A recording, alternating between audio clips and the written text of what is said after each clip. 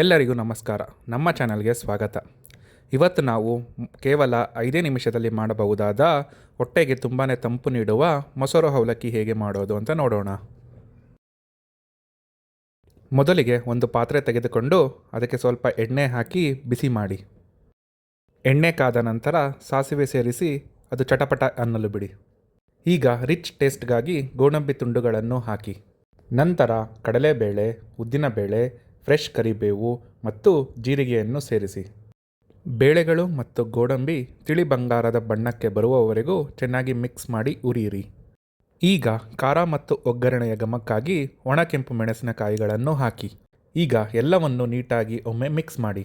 ಈಗ ರುಚಿಗೆ ತಕ್ಕಷ್ಟು ಉಪ್ಪು ಸೇರಿಸಿ ಮತ್ತೊಮ್ಮೆ ಮಿಕ್ಸ್ ಮಾಡಿಕೊಳ್ಳಿ. ಇದಾದ ನಂತರ ನೀರಲ್ಲಿ ಒಮ್ಮೆ ನೀಟಾಗಿ ತೊಳೆದು ನೆನೆಸಿಟ್ಟುಕೊಂಡ ಅವಲಕ್ಕಿಯನ್ನು ಇದಕ್ಕೆ ಸೇರಿಸಿ. ಒಗ್ಗರಣೆ ಮತ್ತು ಅವಲಕ್ಕಿ ಒಂದಕ್ಕೊಂದು ಚೆನ್ನಾಗಿ ಹಿಡಿಯುವಂತೆ ನೀಟಾಗಿ ಮಿಕ್ಸ್ ಮಾಡಿ. ಫ್ರೆಂಡ್ಸ್, ಈ ಒಗ್ಗರಣೆ ಜೊತೆ ಅವಲಕ್ಕಿ ಬಲೆ ಮಸ್ತಾಗಿ ಕಾಣ್ತಾ ಇದೆ ಅಲ್ವಾ? ಈ quick and healthy breakfast recipe ನಿಮಗೆ ಇಷ್ಟ ಆಗ್ತಿದ್ದರೆ ಈಗಲೇ ವಿಡಿಯೋ ಕೆಳಗಡೆ ಇರೋ ಸಬ್ಸ್ಕ್ರೈಬ್ ಬಟನ್ ಕ್ಲಿಕ್ ಮಾಡಿ ನಮ್ಮ ಚಾನಲ್ಗೆ ಸಪೋರ್ಟ್ ಮಾಡಿ.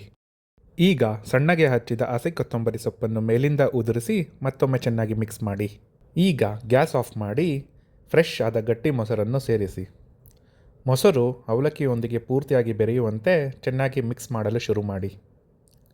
ಒಮ್ಮೆ ಟೇಸ್ಟ್ ನೋಡಿ, ಕನ್ಸಿಸ್ಟೆನ್ಸಿ ಗಟ್ಟಿ ಎನಿಸಿದರೆ ಅಥವಾ ಇನ್ನೂ ಸ್ವಲ್ಪ ಮೊಸರು ಬೇಕೆನಿಸಿದರೆ ಮತ್ತಷ್ಟು ಮೊಸರನ್ನು ಸೇರಿಸಿಕೊಳ್ಳಿ. ಎಲ್ಲವನ್ನು ನೀಟಾಗಿ ಒಂದಾಗುವಂತೆ ಚೆನ್ನಾಗಿ ಮಿಕ್ಸ್ ಮಾಡಿ.